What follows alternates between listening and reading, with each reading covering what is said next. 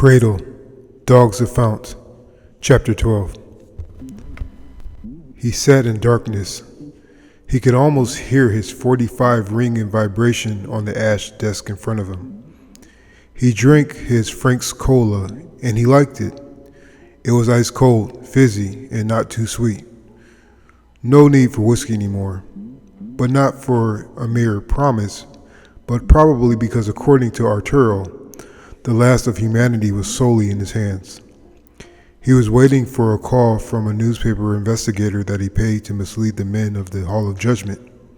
The man's life was also in Arturo's hands. And if the man knew how important he was or not, Arturo was intent on keeping him alive, almost as much as his wife, Ruth. A bright light shined through his office window. Probably Hyatt, he thought. He thought about Jillian for a moment and about how foolish it was to sleep with her all those times. Albeit, he had to admit it was fun and light, almost like the cola in front of him. It meant just about as much to him as well. Hyatt still had no idea, or he was too scared to confront the general. Jillian still was an issue, and that is why Arturo could not place too much trust in his colonel. Hyatt was a glorified assistant, and as long as he was happy to run errands and order paperwork, the general would let it float. The assassination of Denali's wife played out great. The news reported it as a carbon monoxide leak in the building, and no suspicion was raised further. She was the second last person he had to kill in order for the revolution to go as planned. Each kill was harder than the last. Killing a disabled person required a sort of coldness in your soul that would haunt even the hardest man for the rest of his life. That's why Arturo made that risky visit to Ruth's apartment the night of that killing. He kissed her sweetly on the cheeks and even cooked dinner.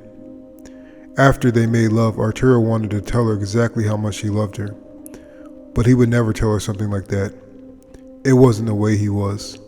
So as she slept, he picked up a Bible and read himself to sleep with guilt heavy like pneumonia in his chest.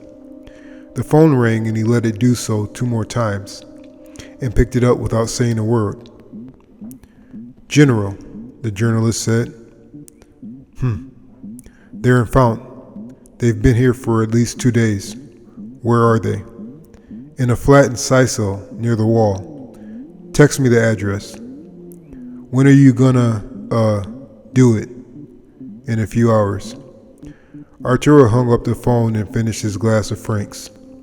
He knew this was going to be the toughest kill because Nathaniel Lint was expecting someone to come for him.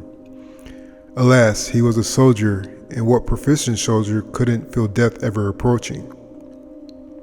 Arturo was going to mess with his head. He was going to get him off balance enough to where he was open to a fatal blow. The woman was with him too, but she'd only be killed if she got in the way. The general hated the quadcrafts, but it was essential to the assassination because they'd spot him easily coming from the ground. That made him wonder how the soldiers decided to keep from being spotted by the cameras that saturated Fount. Was it a software bug?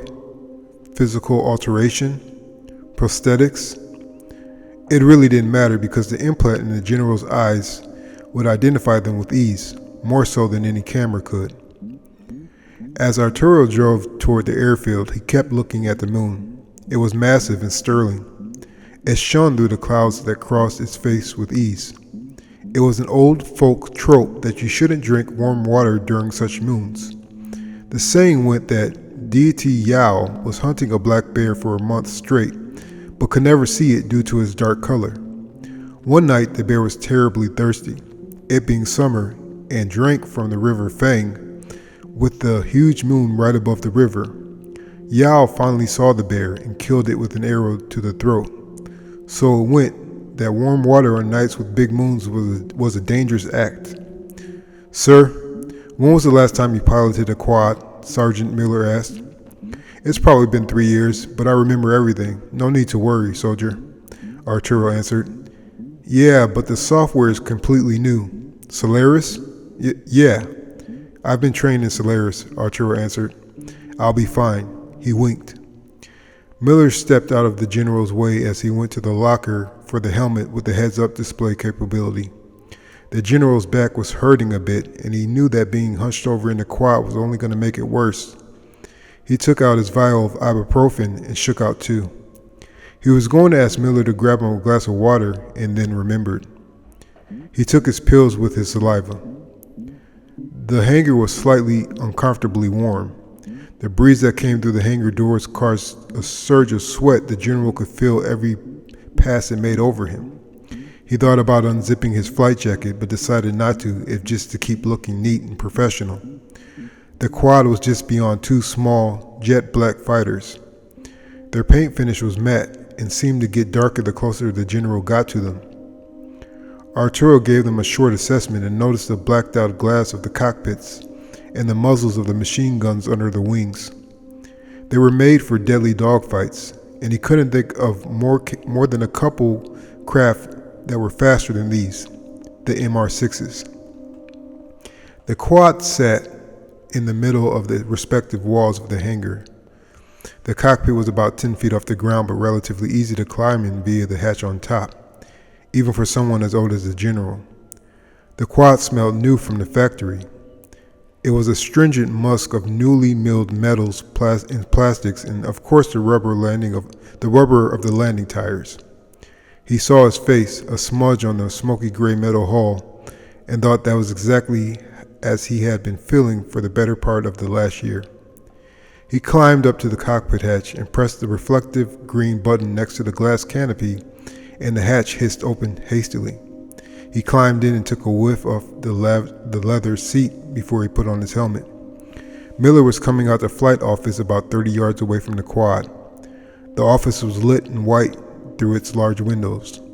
Busy men were at the computers typing, fixing their glasses and typing some more. Miller nodded at the general and gave him the thumbs up. Arturo nodded and pressed a gray button on the console, and the hatch closed, and the quad rotors began to spin.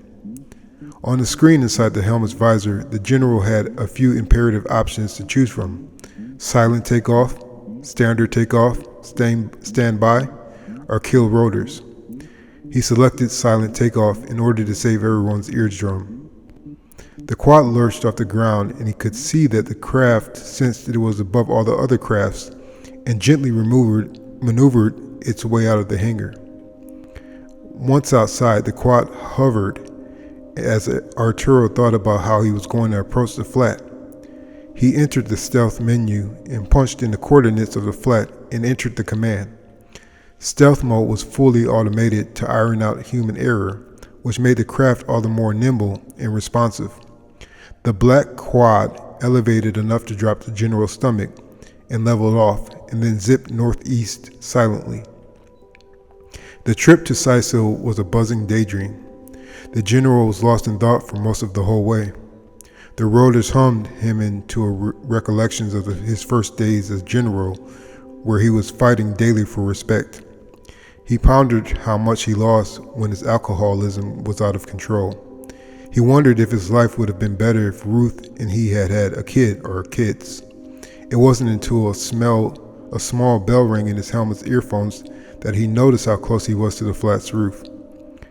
Contrary to what most Fountons thought, craft flew over the city a moderate amount of time. People saw them and would get scared and talk to the papers, and town halls were hushed by the military and politicians, media overlooking procedures. As for the moment, the general noted that no one on the ground noticed him as the quad descended onto the roof. The general thought one better before he left and landed two buildings away to the south of Lentz Flat. Arturo would use lines and a harness to reach the rebels' building. The air on this roof was cooler than it had been on the base. Even so, Arturo wanted to take off his helmet to feel just a bit more comfortable, but he knew he had to keep his face hidden, and he had forgot to bring a balaclava. He was standing over the hatch on top of the quad and pulled a latch to pull the seat up to grab the gear stowed behind. The line in the harness and a silenced pistol were in the backpack, making it around 10 pounds. He double-tapped the hatch button to put the quad into standby. Walking up to the edge of the roof made him think of suicide, but not as if he wanted to, but just the act, because the act of walking up to a spot so precarious, part of the mind always goes there. He shot the claw attached to the line across the street to the top of the other building and hit the mark on the first time. He quickly climbed into the somewhat stiff and plasticky harness and locked himself on the line. He paced himself as he crawled beneath the line over the street. Heat was beginning to build in his helmet, from his breathing, but the vents kept the visor from fogging, so the general didn't bother to get annoyed. The second line crossing was even easier, and he'd hardly paid attention to what he was doing. For all intents and purposes, he was visualizing putting a bullet in Nate's head. The general had decided to leave the lines in place just in case he couldn't make it back on foot. Again, the media was controlled, so he didn't have to worry about anyone finding the lines or the quad, because if they did, they would seal their fate. There was a doorway on the roof, housed in red brick. This was probably because the huge HVAC unit on the northwest side of the roof.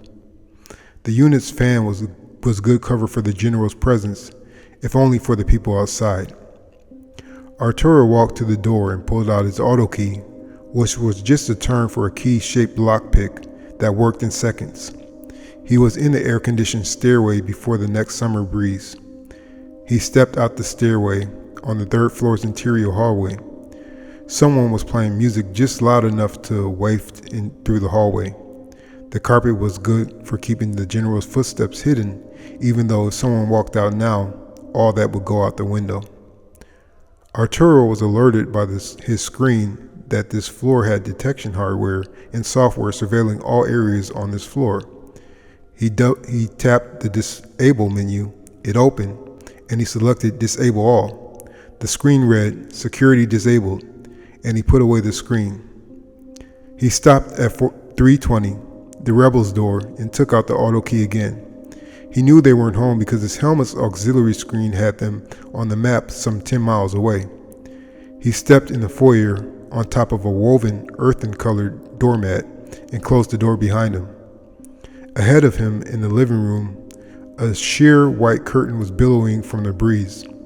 It smelled like cigarette smoke and some sort of cooked potatoes. A tall pair of black boots stood in front of the closet to the right. The general was impressed by how neat the two kept their apartment, but bothered no more with the thought. He needed to find a weak spot to take the soldier out.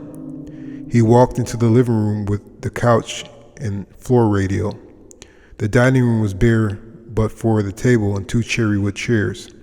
The kitchen was good for poisoning, but there was a chance that his nanomachines might save him, even from the deadliest of cocktails. The bedroom was always moot because everyone expects that to be the room they die in. He walked back from the kitchen into the living room and saw a pack of cigarettes open, resting on the arm of the easy chair.